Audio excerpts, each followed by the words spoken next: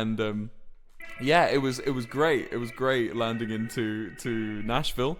As I was getting off the plane, I added them to the guest list of the Nashville show, and they were totally fine with it. They were like, hell yeah. They were like, hell yeah, we will come. I was like, really? And they're like, yeah, we'll come. Now, for those of you that haven't been to a Lovejoy gig, it gets kind of jumpy. It's not, I mean, it depends on the venue. Sometimes you guys are very chill and you stand there quietly. I love playing to that crowd as well. I want to add, I do really love energetic crowds that sing all the lyrics and dance and have their own banter with me. That's my favorite, but I do love playing to the quiet ones as well. I really love it when I show up to a gig and you guys are just like listening quietly and singing along to all the songs that you love. That it's all great to me. Either way is great to me, right? But I basically invite these elderly women to the show, and they're like, "Fuck yeah!" So I'm like, "Okay, sick." I get into Nashville. Nashville is crazy. It's so bustling. I was expecting it to be really deep south. I guess it's because it's the city, though. It felt like surprisingly chill. Like I later on, as I'll tell you about in the tour, I did go to the deep south, and I did get to see how southern America can get. But Nashville felt pretty progressive. Nashville was very cool, and it was quite trendy actually. And some of the boys went out on a night out in Nashville, and they went to like, I want to get your opinion on this, Jack. If any of you are from the South, I need your opinion on this. They went to a honky-tonk bar, right? Now, sorry if you're not from the South or you're from Europe and you're like, what the fuck is he talking about right now? Just bear with me, right? I need to know this. If you're from the South, tell me about this. So, the band, Sans, all go to this honky-tonk, right? Wait, is that Pyro? Did you just... Was that Pyrocynical with 100 gifted subs? Why does it say 100 gifted Pyrocynical?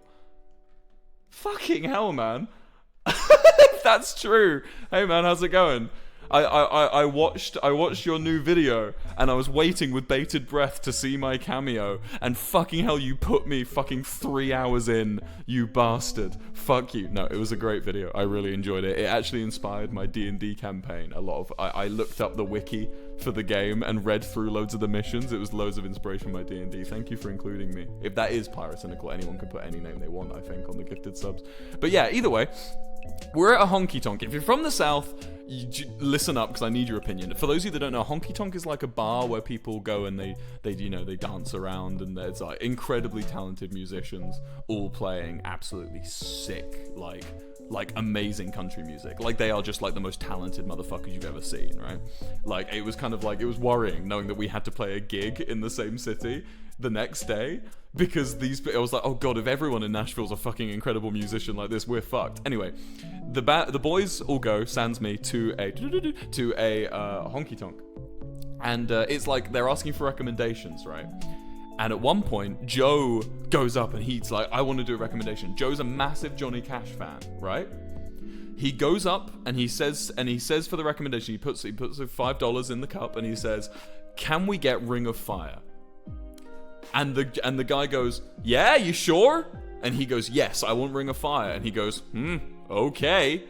And they start playing Ring of Fire, and everyone leaves the dance floor, right? And Joe is on his own, dancing on the dance floor. Everyone goes and sits down, and there's a woman across the bar, sits here like this.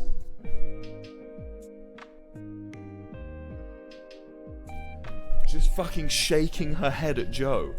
And we have conspiracy theories. We don't understand why this happened.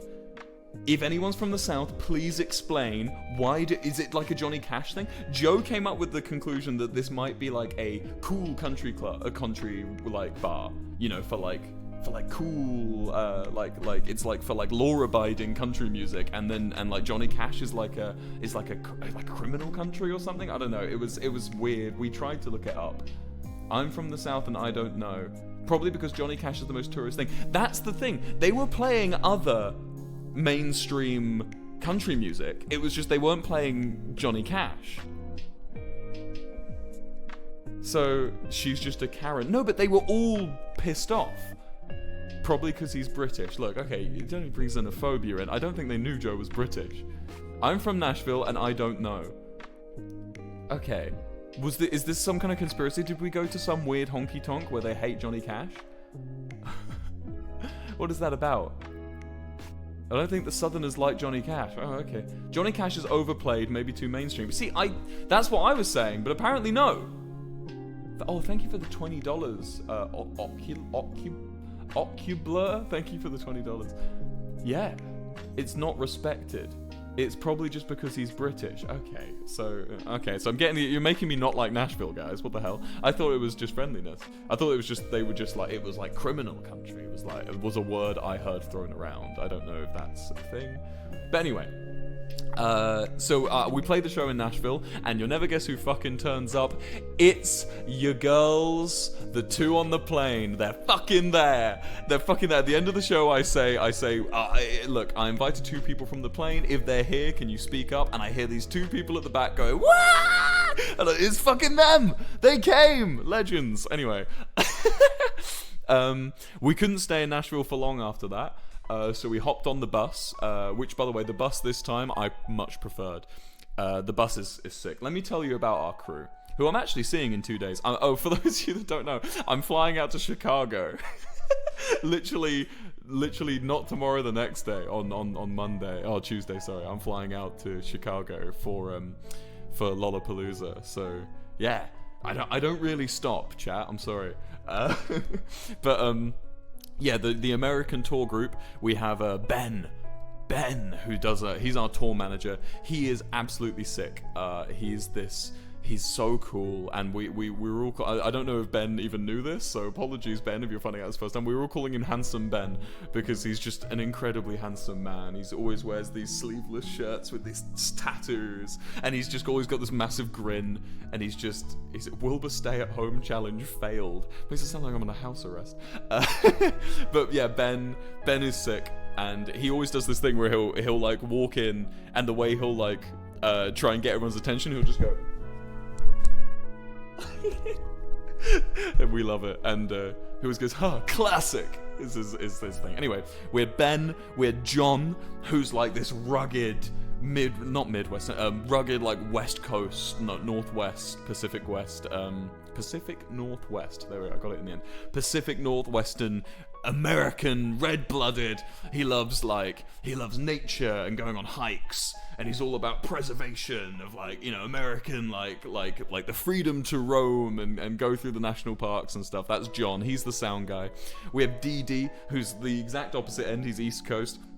He's this absolutely lovely guy. He was my go-to for just opinions on the show, because no matter what, he would just come to me and be like, "Oh man, Wilbur, that note you held at the end of Sex Cells, brilliant." I'd be like, "Oh, Dee, thank you so much."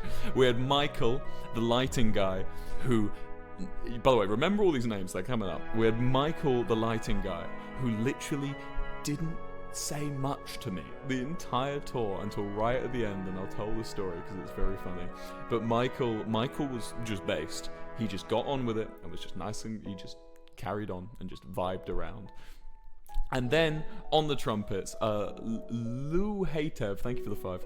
On the trumpets, we had my boy Alan, who we all love and miss, and we're so excited to see in a couple of days. Alan is just great. There's no special unique quirk to Alan that I can tell you for like story reasons. Obviously, there are unique quirks to Alan, but nothing that's like a story worth telling. The best thing about Alan is he's just so good at vibing out with us.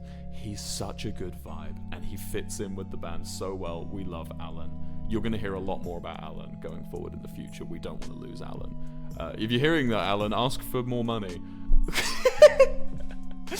Lumiescent Luna, I think, with the 5. Anyway, we hop on the bus, and I get the little special room with a desk, which is useful because we have to edit some sorry videos, which doesn't go very well. We very quickly learn, me and Elodie, that Elodie's there. I forgot to mention, Elodie is doing camera. Sylph Sagewing, thank you for the 10. Elodie is doing camera on the journey. She's there, and she's also editing the sorry videos. Anyway, we hop on the bus, and we head off to Atlanta, Georgia. And now, I've never been to Atlanta, Georgia. I've never been to Tennessee either. And I was very surprised to see how just huge it was. I was expecting like a bit of a city. No, this was a fucking metropolis. It's just loads of skyscrapers, and I was playing Shaky Knees Festival which feels like a fucking year ago, but it was only a month and a half ago. Yeah, we were playing. Sorry if I'm missing your gifted subs, by the way. I'm struggling to keep up. I'm suffering from success right now, but thank you. If you're sending gifted subs, Kasu Mikin, thank you for the 5. Anyway, we get to Atlanta, Georgia, and we basically do we have a little walk around the festival, get to know it, and then we go off. We have to go to bed, and we wake up the next day to play this festival slot. We're playing 2 p.m. on main stage. We get out there, 3,500 people show up according to security, and I'm shitting myself because that's the most people I've ever performed for, right?